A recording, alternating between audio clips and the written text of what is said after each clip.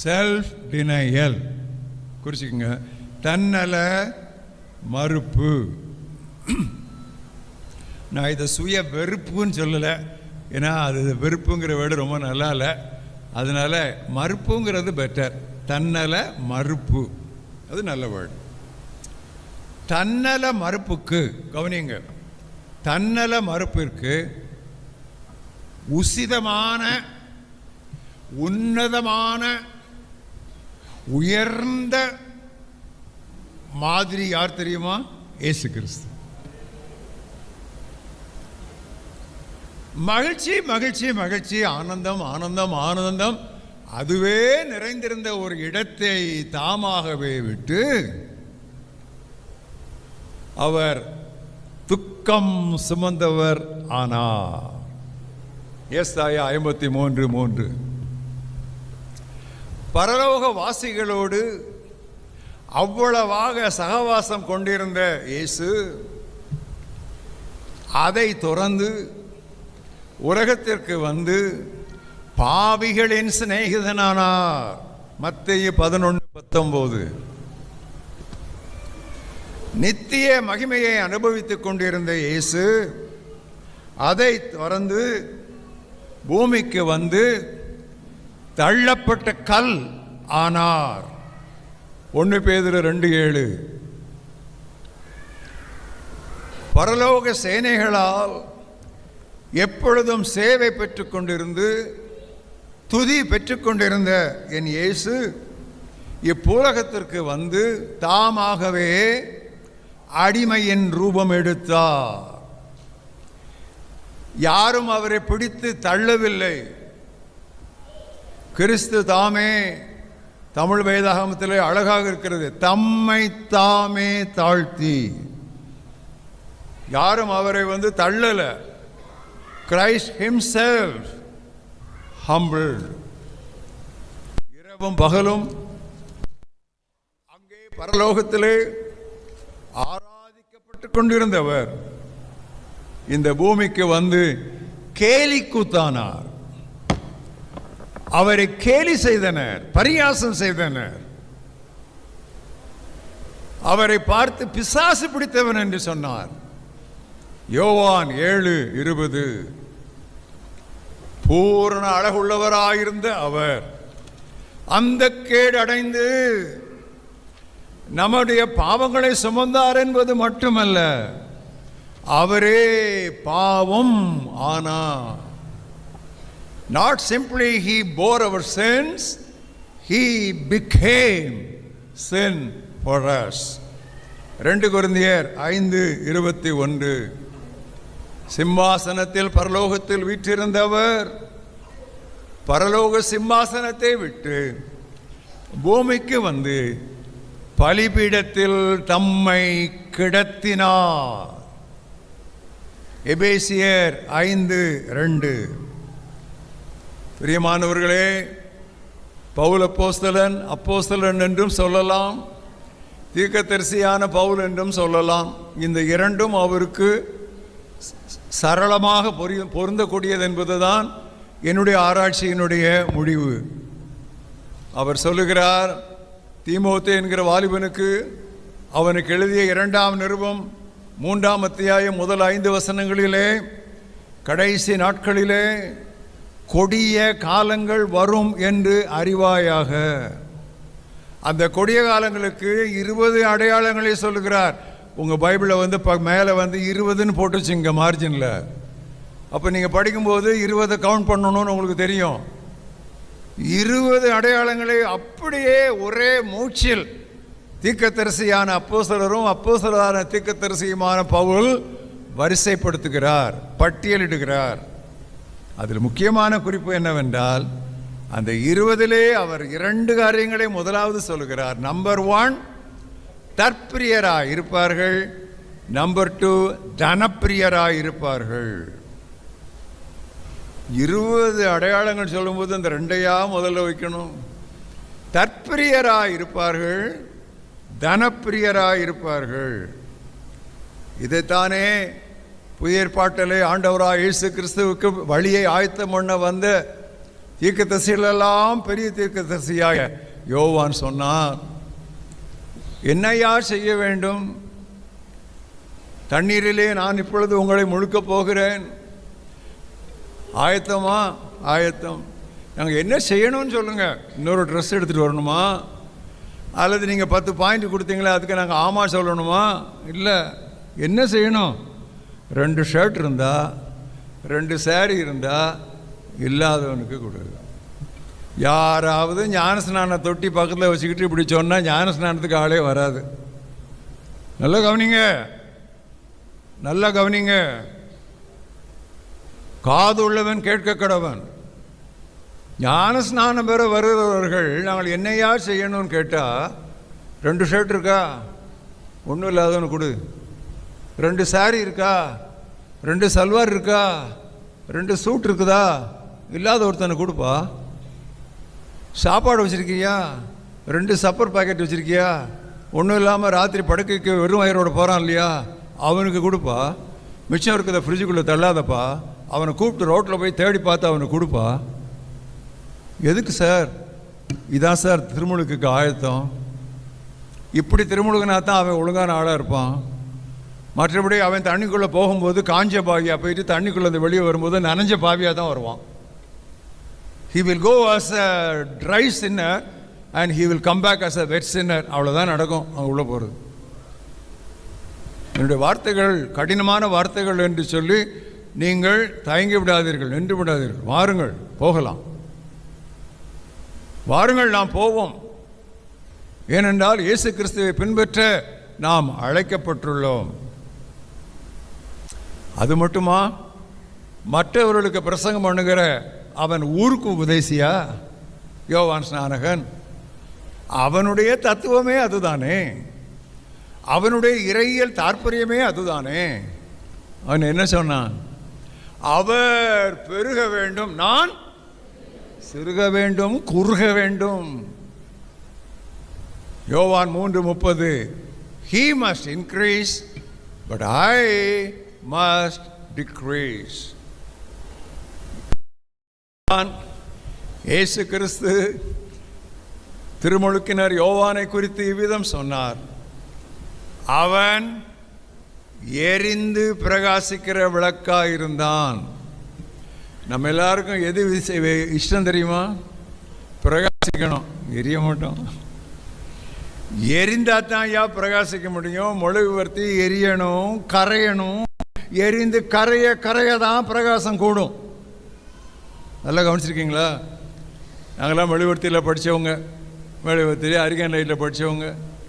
கொளுத்தின உடனே ரொம்ப பிரைட்டாக இருக்காது. அது அப்படியே அந்த மெழுகு உருகி குறைய ஒரு 1/3 வந்த உடனே நல்லா பிரைட்டாக இருக்கும். எரிய குறைய அது பிரகாசிக்கும். ஒரு வார்த்தை சொல்லட்டுமா? இங்கே இருக்கிற அநேகர் பல வேளைகளிலே நீங்கள் பிரசங்க பீடம் ஏற அழைக்கப்படுவீர்கள் அல்லது நீங்களாக ஏறுவீர்கள். ஒன்றை மறந்து விடாதிருங்கள். Only a crucified man can preach a crucified savior. சிலுவையிலே அறையப்பட்ட மனிதன் மட்டுமே சிலுவையில் அறையப்பட்ட இயேசுவை பிரசங்கிக்க முடியும். அதே விதமாக ஆண்டவராய் இயேசு கிறிஸ்து, இப்பொழுதுதான் நான் வரிசைப்படுத்தினேன், சுயநலத்தை மறுப்பதற்கு ஆதி உன்னத மாடல் மாதிரியானவர் இயேசு என்று சொன்னேன். He not only practiced self-denial, he also preached self-denial. அவர் தன்னல மறுப்பை அப்பியாசித்தது மட்டுமல்ல, மக்களுக்கு அதை அறிவித்து அவர் போதித்தார். எடுத்துக்காட்டு சொல்லட்டுமா? ஏன் அப்படி சொல்லுகிறேன்? ஆண்டவராய் இயேசு கிறிஸ்து கற்பனைகளிலெல்லாம் கட்டளைகளிலெல்லாம் பெரியது எது என்று கேட்ட ஒரு நியாயாஸ்திரியிடத்திலே சொல்லுகிறார், உன் தேவனாய கர்த்தரிடத்தில் முழு இருதயம், முழு ஆத்மா, முழு பலம், முழு ஆவி, எல்லாம் கரெக்டு. அடுத்தாப்புல ஒன்று சொன்னார், அதான் கஷ்டம். நீ உன்னிடத்தில் அன்பு கூறுவது போல பிறனிடத்திலும் அன்பு கூறுவாயாக. என்னை பொறுத்த அளவில் நான் ஒரு 62 வருஷம் ஆண்டவரோடு நடந்துகிட்டு இருக்கேன். இதில் எனக்கு ஒரு 35 மார்க் தான் கிடைக்கும். ஏதோ ஓரளவுக்கு நான் செய்கிறேன். ஆனால் என்னை போல் மற்றவங்கள நேசிக்கிறது என்னால் ரொம்ப முடியல. ஆனால் ஆண்டவர் சொல்லிட்டாரு, இந்த 2 தான்ப்பா, இந்த 2க்குள்ளே எல்லாம் அடங்கிடுச்சுப்பா, வேறு ஒன்றுமே கிடையாது. நியாயப்பிரமாணம் முழுவதும், தீர்க்க தரிசனங்கள் முழுவதும் 2ஐயும் சேர்த்துட்டாரு, இதுக்குள்ளே அடங்கிடுச்சு அப்படின்னு சொன்னார்.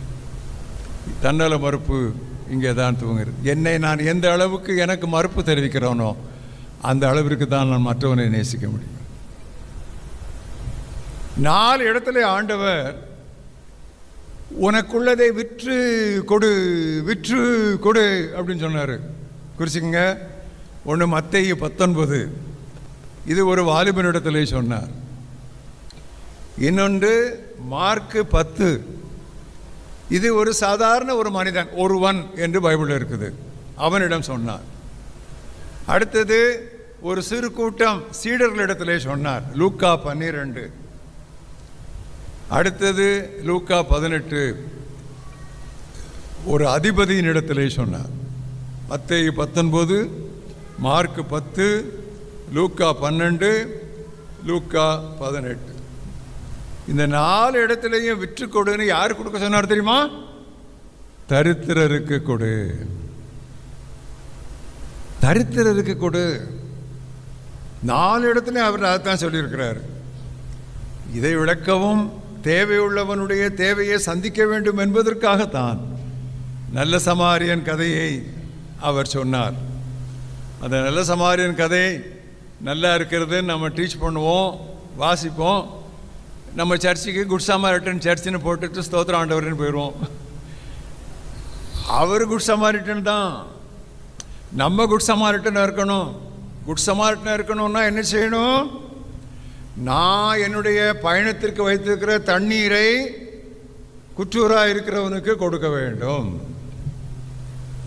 நான் என்னுடைய பயணத்திற்கு வைத்திருக்கிற டவலை கிழித்து குற்றூராக இருக்கிறவனுக்கு நான் காயங்கட்ட வேண்டும். நான் என்னுடைய பயணத்திற்கு வைத்திருக்கிற எண்ணெயை அவனுடைய காயத்தில் நான் ஊற்ற வேண்டும். நான் எனக்கு வைத்திருக்கிற பாக்கெட் மணி கொஞ்சம், அதை அவனுக்காக செலவழிக்க வேண்டும். எம்டி பாக்கெட்டோடு போகணும், ஏன்னா அதுக்கு மேலே கொடுக்கறதுக்கு ஒன்றும் இல்லை, நாளைக்கு வந்து கொடுக்குறேங்கிறான், ஒன்றும் இல்லை, அதையும் நான் காலி பண்ண வேண்டும். நான் போயிட்டு இருக்கிற காரை, கழுதையா ஏதோ ஒன்று, அதை நான் அவன்கிட்ட கொடுத்துட்டு போயிடணும். புரியுதா? புரியுதா? தன்னல மறுப்பு இல்லாமல் தரித்திரருக்கு உதவுவது, தரித்திரருடைய வாழ்க்கை தரத்தை உயர்த்துவது சாத்தியமே கிடையாது. ஆண்டவர் பார்த்து கொண்டே இருந்தார். ஏதாவது ஒரு சம்பவம் நிகழாதா இந்த சத்தியத்தை போதிப்பதற்கு என்று அவர் பார்த்த வண்ணம் இருந்தார். காணிக்கையில் கொண்டு போடுறாங்க. இப்போ ரொம்ப ஃபேஷனபிள். காணிக்கை பைக்குள்ளே எவ்வளோ போடுறோன்னே யாருக்குமே தெரியாது. அதுவும் நம்ம நல்லா அப்படி மடிச்சு ரொம்ப பக்தியாக போடுற மாதிரி இப்படி போடுவோம், அது யாருக்குமே தெரியாது. முந்தி வந்து பிளேட்டு காணிக்க, உங்கள் வயசானவங்களுக்குலாம் தெரியும், பிளேட்டில் போடுவாங்க. அது காயினை போட்டால் சத்தம் கேட்கும். அதுக்காக தான் என்ன பண்ணாங்க, வெல்வெட் துணியை தைச்சாங்க, சத்தமே கேட்காது, அதை உள்ளே போட்டுருவாங்க. ஆனால் அந்த காலத்தில் ஆண்டவராக இயேசு கிறிஸ்துவின் காலத்தில் ஆலயத்தில் ஒரு திறந்த பெட்டி இருந்தது, அதில் கொண்டு போட்டேன். யாராவது என்ன மாதிரி காணிக்க போட்டு போகிறாங்கன்னு சொல்லி ஆண்டவர் விடலை, எப்படி காணிக்க போடுறாங்கன்னு பார்த்துட்டு இருந்தார். எப்படி அவங்க காணிக்க போடுறாங்கன்னு பார்த்துட்டு இருந்தார். இது வேறு வேலையே கிடையாது அவருக்கு. இல்லை, அது ரொம்ப முக்கியம், அதான் ரொம்ப முக்கியமான வேலை. அவன் அங்கே எப்படி இருக்கானோ அதை பொறுத்து அவன் வாழ்க்கை இருக்கும். ஒரு ஏழை விதவை 2 காசு தீட்டு வரா, ஒரு காசை போட்டுருவோம், அடுத்த காசு பின்னால் போகிறதுக்கு பஸ் ஃபேருக்கு வச்சுக்குவோன்னு நினச்சிட்டு வந்திருப்பா. இயேசுவை பார்த்த உடனே, இயேசுவை பார்த்தா யாருக்குமே காதல் வந்துடும், அவ்வளவுதான், கொட்டிடுவாங்க. அதையும் போட்டு பரவாயில்ல பஸ் ஃபேர் நேரத்துக்கு நடந்து போகலான்னு அவள் வீட்டுக்கு நடந்து போயிட்டான். புரியுதா உங்களுக்கு? நான் என்ன பேசுகிறேன்னு உங்களுக்கு புரியுதா? நான் எங்கே நிற்கிறேன்னு உங்களுக்கு புரியுதா? உங்களை எதுக்கு கொண்டு வரேன்னு புரியுதா? என்ன சொல்கிறாரு? நீ எவ்வளவு கொடுத்தா என்பதல்ல, நீ எவ்வளவு வைத்திருக்கிறாய் என்பதை வைத்து ஆண்டவர் உன்னுடைய கொடையை நிர்ணயிக்கிறார். God measures your giving not by how much you give, but how much you keep.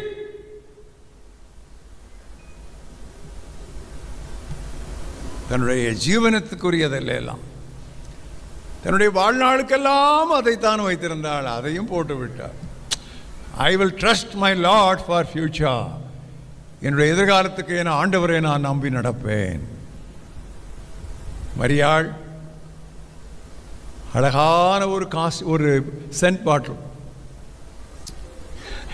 இந்த காலத்தில் சென்ட் பாட்டில் எடுத்து போனால் என்ன பண்ணுவோம், பாடி ஸ்ப்ரே அப்படி அடிப்போம், ஸ்ப்ரே பண்ணுவோம் இல்லை, நிறைய மிச்சம் இருக்கும், ஒரு வருஷத்துக்கு வரும். அது அவள் ஸ்ப்ரே பண்ணலை, அவள் ஊற்றுனா. ஏன் உடைச்சி ஊற்றுனா? பாட்டில் உடைச்சாளா? அப்படி இல்லை. அந்த காலத்தில் அந்த தைலத்திற்கு ஒரு குப்பி இப்பொழுது போல் கார்க்கு கிடையாது, சீல்டாக இருக்கும்.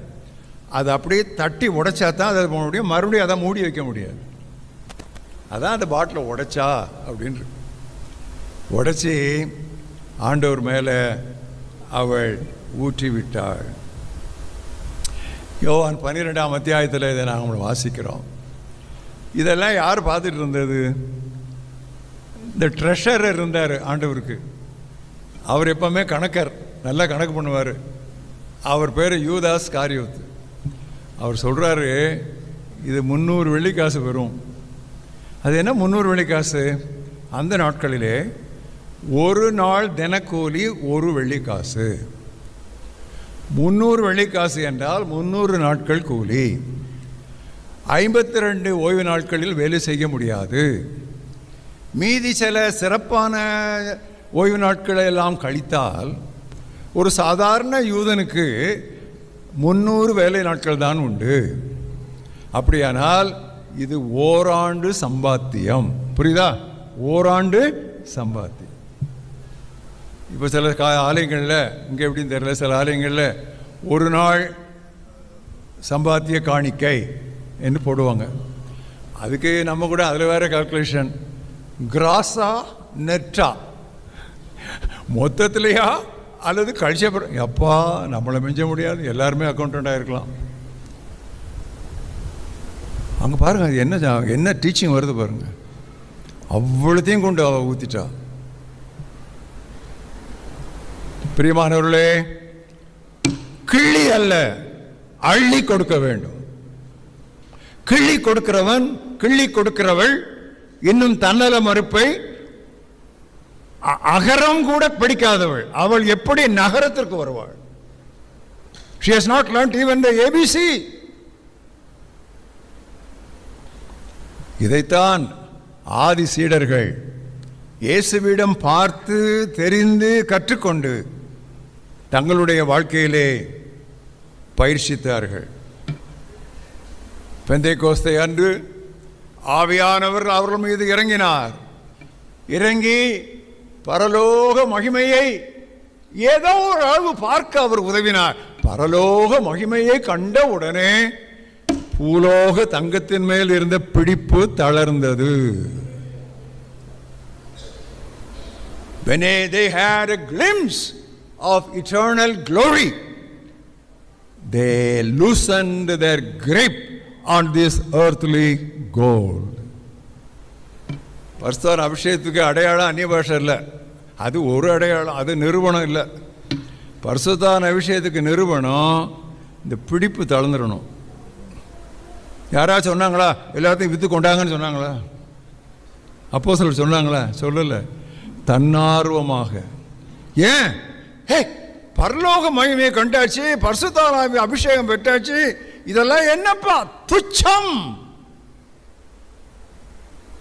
அள்ளி வீசிட்டாங்க. கேட்காம, சொல்லாம, வற்புறுத்தப்படாமல் அவர்கள் அதை செய்தார்கள். நாம் எங்கே இருக்கிறோம்? ஏன் இப்படி அவங்க செய்தாங்க? யோவான் பிரசங்கித்ததும் ஆண்டவராய் இயேசு பிரசங்கித்ததும் அவர்கள் நினைவுக்கு திரும்ப திரும்ப ஆவியானவர் கொண்டு வந்தார். ஆவியானவர் வரும்பொழுது நான் உங்களுக்கு போதித்தவை உங்களுக்கு நினைப்பூட்டுவா. ஆமா ஆமா ஆமா, ஜீசஸ் அன்னைக்கு சொன்னார்ல, அந்த வாலிபன் வந்த உடனே அப்படி இப்படி செய்யின்னு சொன்னார்ல, இல்லாதவனு கொடுன்னு சொன்னார்ல, அப்படின்னு உடனே அவங்க மனசில் அது வருது, நினைப்பூட்டுகிறார். அன்னைக்கு அவங்க கையில் பைபிள் இருந்துச்சா? பிரிண்டட் பைபிள் இல்லை, அன்னைக்கு ஆண்டவரை பார்த்ததை வச்சு அவங்க அப்படி செய்தாங்க. ஒரு அருமையான சகோதரி இருந்தாள். அந்த அம்மையாருடைய பெயர் தொற்காள். தொற்காள் என்பது தபித்தாள் என்பது அடுத்த பெயர். தொற்காள் என்பது கிரேக்க பெயர். அதே சகோதரிக்கு அராமிக், அதாவது ஹீப்ரு நேம் வந்து தபித்தா. புதிய ஏற்பாட்டில் நல்ல கவனிங்க, புதிய ஏற்பாட்டில் ஒரே ஒரு இடத்தில்தான் ஒரு பெண்ணுக்கு சீஷி என்கிற பெயர் இருக்கிறது. மற்றபடியெல்லாம் பொதுவாக சீடர்கள் இருக்கும், விசுவாசிகள் இருக்கும், பரிசுத்தவான்கள் இருக்கும். ஒரே ஒரு சகோதரிக்கு தான். தமிழ் பெயர் படித்தவங்களுக்கு தெரியும். இங்கிலீஷில் டிசைப்பிள்ங்கிற வேர்டு ஒரு தனியாக ஒரு ஆளுக்கு சொல்லப்பட்டது. அது இந்த ஒரு தொற்காளுக்கு மட்டும்தான். தொற்காள் என்னும் சீஷி இருந்தாள். அந்த அம்மாவுக்கு இன்னொரு பெயர் இருந்துச்சுன்னு சொன்னேன் இல்லையா, தபித்தா. தபித்தான்னா என்ன அர்த்தம் தெரியுமா? மான்னு அர்த்தம். மான், மான். டியர் பார்த்துருக்கீங்களா? மான்குட்டி, மான். எதுக்கு? மான்களை போல எங்களுக்கு கார்களை தாருங்க ஆண்டவரே, கார்களை தாருங்க, அப்போ தான் நான் ஹீல்ஸ் போட்டு நடக்க முடியாமல் இப்படி போக முடியும். அதுக்கா மான்கால்கள்? இல்லை. மான்கால்கள் எதுக்கு? ஓடி ஓடி உழைக்கணும், ஊருக்கெல்லாம் கொடுக்கணும். அதுக்கு தான் மான்கால்கள். அவ பெயரே மான்கால், மானு. சகோதரிகளே, மான்களாகுங்கள். சகோதரர்களே, மான்களாகுங்கள். உங்களுக்கு வெறும் கொம்பு மட்டும் இருந்தால் போதாது, ஓடணும். அளந்து பேசுகிறேன், அறிவோடு பேசுகிறேன், ஆனால் அழுத்தமாய் பேசுகிறேன். திருச்சபைக்கு தேவையான செய்தியை பேசுகிறேன். சுய மறுப்புக்கு, தன்னல மறுப்பிற்கு அப்போஸ்தலரை அடிச்சுக்கவே முடியாது. பவுல் என்ன எழுதுகிறார்? 2 கொரிந்தியர் 12:15 கொரிந்து சபைக்கு, நான் அவங்களை எவ்வளவோ நேசிக்கிறேன், ஆனால் நீங்கள் நான் நேசிக்கிற அளவுக்கு குறையதான் நேசிக்கிறீங்க. ஆனாலும் உங்கள் ஆத்துமாக்களுக்காக நான் செலவு பண்ணவும் செலவு பண்ண படவும் விரும்புகிறேன். நம்ம ஸ்பெண்ட் பண்ணுறோம். Are we spend? அதாவது கொடுக்கணும் கொடுக்கணும் கொடுக்கணும், கொடுத்துட்டே இருக்கணும் கொடுத்துட்டே இருக்கணும் கொடுத்துட்டே இருக்கணும், நம்மளை கிள்ற வரைக்கும் கொடுக்கணும். You should give give give, keep on giving until it pinches you. புரியுதா உங்களுக்கு? நான் வந்து ஒரு இல்லஸ்ட்ரேட்டிவாக தான் எல்லாத்தையும் நான் அவங்கள்ட்ட பேசிகிட்டு இருக்கிறேன். அதான் அப்போஸ்தலன் சொன்னார் பிலிப்பியர் 2:17, பான பலியாக அல்ல,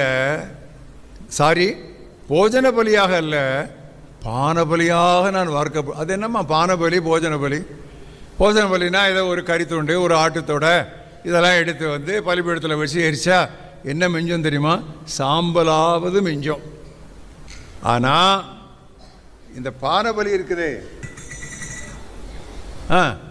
இதை ஊற்றிட்டா ஒன்றுமே மிஞ்சாது, ஒன்றும் மிஞ்சாது. புரியுதா உங்களுக்கு? போஜன பலிக்கும் பானபலிக்கும் வித்தியாசம் தெரியுதா? இதை எடுக்க முடியாது மறுபடி. போஜன பலியில் அட்லீஸ்ட் சாம்பலாத மிஞ்சம். நான் உங்களுக்காக பானபலியாக வார்க்கப்பட்டு போக விரும்புகிறேன்.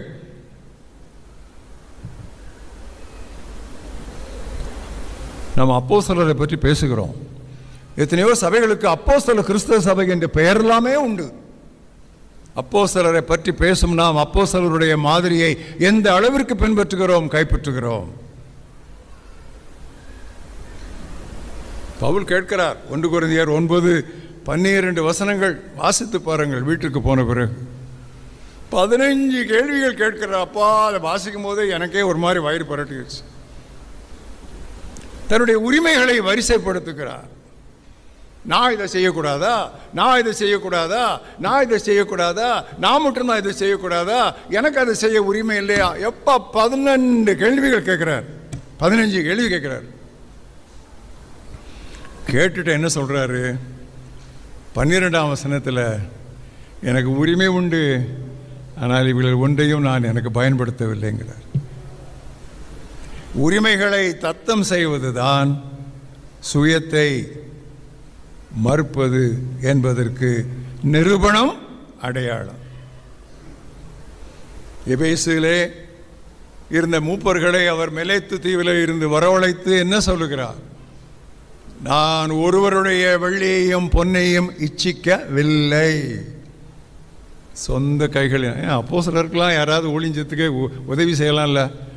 இல்லைப்பா, உங்களுக்கு பாரம் இருக்கக்கூடாதுன்னு சொல்லி என்னுடைய உரிமைகளை கூட நான் துறந்தேன்.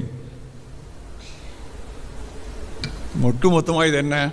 ஒரே வார்த்தையில், சரி சார் மிஸ்டர் பவுல் நிறைய அடுக்குறீங்களே, ஒரு வார்த்தையில் சொல்லுங்கன்னு சொன்னால் என்ன சொல்லுவார் தெரியுமா?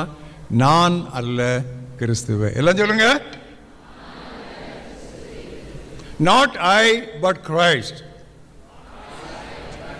இதெல்லாத்தையும் ஒட்டு மொத்தமாக அவர் சேர்த்து சொல்லிட்டார். அதான் செல்ஃப் டினையல். யோவான் 3:16 நம்ம எல்லாருக்கும் பிடிக்கும். தேவன் தம்முடைய ஒரே பேரான குமாரனை விசுவாசிக்கிறவன் எவனோ அவன் கெட்டு போகாமல் நித்திய ஜீவனை அடையும்படிக்கு அவரை தந்தர்களை இவ்வளவாக உலகத்தில் அன்பு கூர்ந்தார். Full stop. நல்லா தான் இருக்கு. யோவான் 3:16 தேவன் அன்பு கூர்ந்தார். 1 யோவான் 3:16 என்ன தெரியுமா? நாம் நம்முடைய சகோதரரிடத்திலே அன்பு கூற வேண்டும். நம்மை நாம் நினைக்காதீங்க. யோவான் 3:16 நின்னீங்கன்னா நீங்கள் எப்ராஹிமை போல அரைவைக்காடு, திருப்பி போடப்படாத தோசை. அப்போ இல்லை, தோசை. இங்கே அப்போன்னு சொல்லணும். இப்போல்லாம் அப்போ நம்ம சொல்கிறது இல்லை, கொஞ்சம் மாற்றிக்கிட வேண்டியதானே. நம்ம திருப்பி போடாத தோசை வேகாது. ஒரு பக்கம் யோவான் 3:16 நிற்கக்கூடாது. 1 யோவான் 3:16 வரணும்.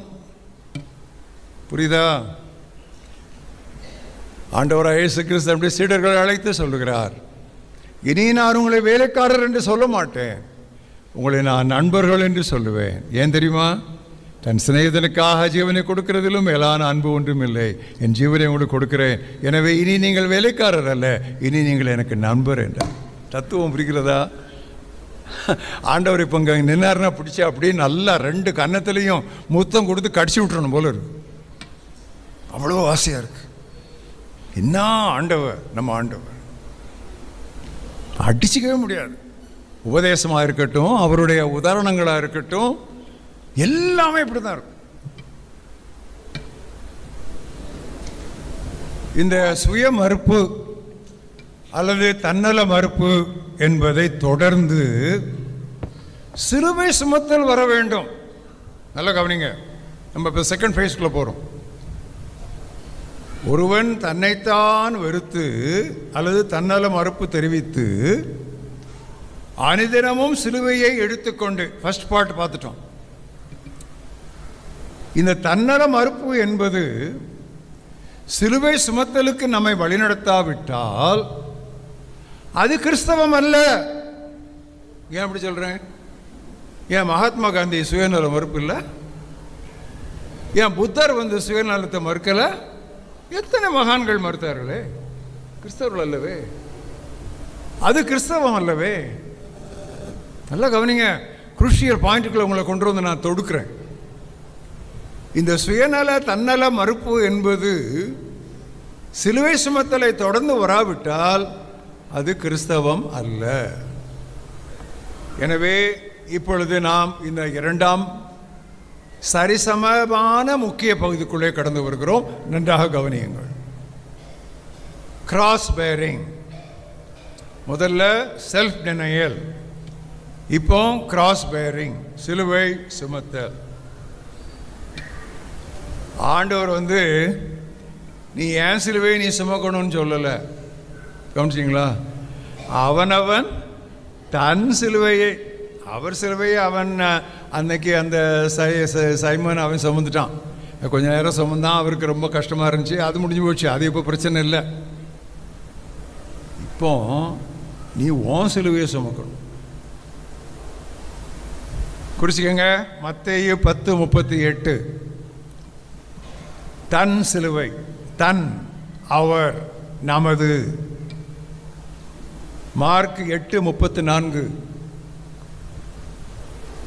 லூக்கா 9:23.